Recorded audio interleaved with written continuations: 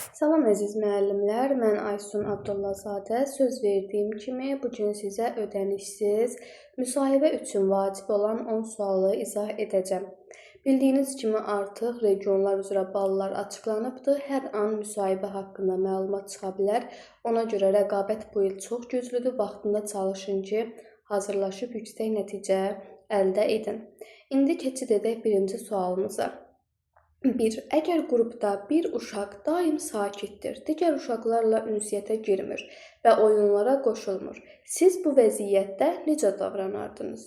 Deyək ki, qrupunuzda bir uşaq sakitdir, ünsiyyət yoxdur, oyunlara qoşulma yoxdur, qapalı düşüncədədir bir sözlə. Bu uşaqla necə davranmaq lazımdır?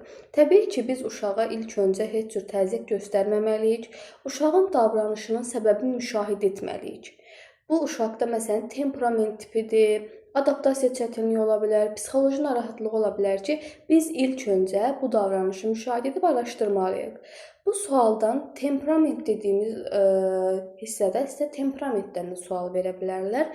Hər bir uşağın bilirsiniz ki, öz temperamenti var. Temperamentin tipləri hansılardır? Sanqvinik, melanxolik, xolerik, flegmatik. Bu tiplər haqqında mütləq şəkildə məlumatlı olmaq lazımdır. Və uşaqla fərdi ünsiyyət qurmalıyıq. Uşağın sevdiyi fəaliyyətlərdə birlikdə iştirak etməliyik. Kiçik qruplarda oynamağa təşviq etməliyik uşaqları. Uşaqların sosiallaşmasına şərait yaratmalıyıq və uşağın özünü təhlükəsiz hiss edəcəyi, qəbul edilmiş bir mühit yaratmalıyıq. Buna köməklik göstərməliyik. Təbii ki, valideynlərlə əməkdaşlıq da ön planda olmalıdır. Sonra, uşaq qrupda digər uşağın oyuncağını zorla alır və ağlayır. Müəllim kimi nə edərsiniz? Uşaq da gəlir digərinin oyuncağını əlindən alır, başlayır ağlamağa. Bu zaman sizin ilk yorumunuz, fikriniz nə olmalıdır? Əvvəlcə təbii ki, hadisəni sakit şəkildə idarə etmək lazımdır. Emosional müdaxilədən çəkinməliyik və uşaqlara oyuncağı paylaşmağın, növbə gözləmək qaydalarını izah etməliyik. Hər iki uşağı dinləyərək onların hisslərini adlandırmalıyıq. Məsələn, sən oyuncağı istədin, amma o da oynamaq istəyirdi. Daha sonra isə birlikdə çıxış yolu tapmalıyıq. Məsələn, oyuncağı növbə ilə oynamaq. Bu qaydalardan istifadə etmək lazımdır. Və təbii ki, bu davranış uşaqlarda sosial-emosional inkişafın ən vacib tərkib hissələrindən biridir. Və biz də bu uşaqlarda empatiya, ədalət, paylaşım bacarıqlarını formalaşdıra bilərik. Daha sonra gəlir, əgər valideyn sizdən mənim uşağım digərlərindən daha ağıllıdır, onu ayrıca məşğələyə salın tələbini etsə necə cavab verərdiniz? Təbii ki, valideynin narahatlığını ilk öncə anlayışla qarşılayırıq, açıq və etik ünsiyyətlə izah etmək lazımdır ki, məktəbəqədər təhsildə fərdi yanaşma hər bir uşaq üçün təmin olunur. Bərabər hüquqlar uşaqlar üçün təmin olunur və qrupdakı fəaliyyətləri elə planlayırıq ki, hər uşaq öz potensial səviyyəsində inkişaf edə bilsin. Və əlavə olaraq da uşağın bacarıqlarını stimullaşdırmaq üçün fərdiləşdirilmiş tapşırıqlar, yaradıcı fəaliyyətlər təşkil edərik və uşaqları digərlərindən təbii ki, ayırmaq düzgün olmaz. Biz bərabər hüquqları qorumağı bacarmalıyıq. Sonra, məktəbəqədər təhsil proqramında uşaqyönümlülük prinsipi dedikdə nə başa düşülür? Bildiyiniz kimi taktik prinsiplərimizdən olan uşaqyönümlülük prinsipidir ki, uşaqyönümlülük prinsipi ilkin diaqnostik qiymətləndirmə var. İlk öncə bunu qeyd edim ki, uşaqlar məsələn ilk dəfə bağçaya gələrsə, bağçasını dəyişərsə, müəllim olaraq ilkin diaqnoz qoyulur. Və yaxud uşaqlarda yaradıcı tapşırıqların verilməsi, uşaqlarda maraq tələbatlarının nəzərə alınması, fərdi xüsusiyyətlərin nəzərə alınması, uşağın öz inkişaf səviyyəsini müəyyən etməsi, bunlar hamısı uşaqyönümlülük prinsipində əks olunur. Və bir müəllim olaraq, müəllim uşaqyönümlülük prinsipində uşaqlara istiqamət verən olmalıdır, müşahidə edən olmalıdır, dəstəkləyən olmalıdır, ancaq müdaxilə edən yox. Və uşaqyönümlü yanaşma uşağın yaradıcılığını, müstəqil düşünməsini, təşəbbüskar olmasını da təşviq edə bilər. Sonra, əgər uşaqlardan biri məşğələ zamanı qəsdən qaydaları pozur və başqalarının diqqətini yayındırırsa, bu zaman necə davranmaq lazımdır? Təbii ki, biz ilk öncə uşağın davranışının səbəbini araşdırmalıyıq, müşahidə etməliyik.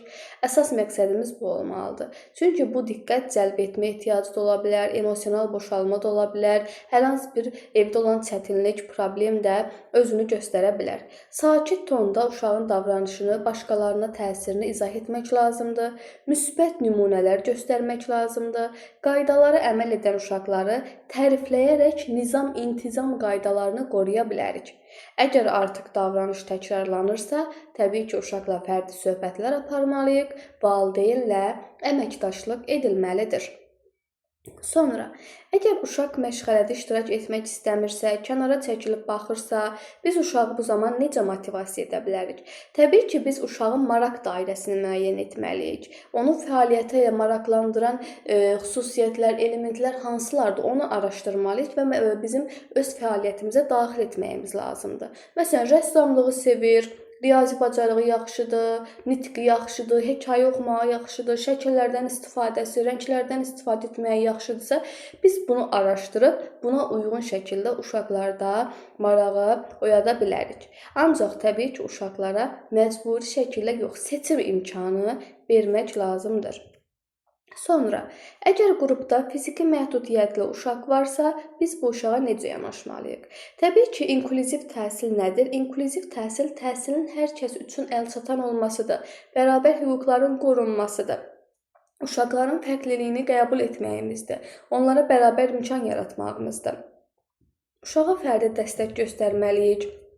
Uşağı qrup fəaliyyətlərinə cəlb edə bilərik, tapşırıqları uşağın imkanına uyğunlaşdırmalıyıq və uşaqlarda empatiya, kömək mədəniyyətini formalaşdıra bilərik. Bizim əsas məqsədimiz burada nə olur? Uşaqların özünü dəyərli hiss etməsi.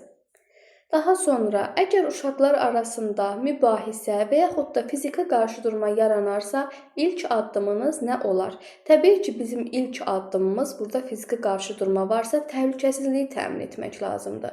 Uşaqları sakitləşdirmək lazımdır, uşaqları ayırmaq lazımdır. Heç bir uşağı cəzalandırmaq olmaz, hadisəni sakit bir şəkildə dinləmək lazımdır. Hər bir uşağı öz baxış bucağından anlamalıyıq və emosiyalarını adlandırmaq, birlikdə çıxış yolu tapmaq lazımdır. Daha sonra hadisəni təhlil etmək lazımdır. Qaydaların niyə vacib olduğunu qrup müzakirələrində uşaqlarla birlikdə dəyərləndirə bilərik. Sonra, bağçada valideynlərlə əməkdaşlıq hansı prinsiplərə əsaslanmalıdır? Təbii ki, valideynlə əməkdaşlıqdan danışılırsa, burada qarşılıqlı hörmət olmalıdır, burada etimad olmalıdır, valideynin güvənini əldə etmək lazımdır, ortaq məsuliyyət olmalıdır, konfidensiallığı qorumaq lazımdır. Təkcə burada valideyn məlumat alan olmamalıdır, həm də təlim-tərbiyə prosesində aktiv iştirakçı olmalıdır. Və valideynlərlə müntəzəm görüşlər keçirilməlidir, məsləhətləşmələr aparılmalıdır, inkişaf etdirici fəaliyyətlər təşkil etmək lazımdır ki, burada da birlikdə fəal iştirakın təmin edilməsinə şərait yaradılsın.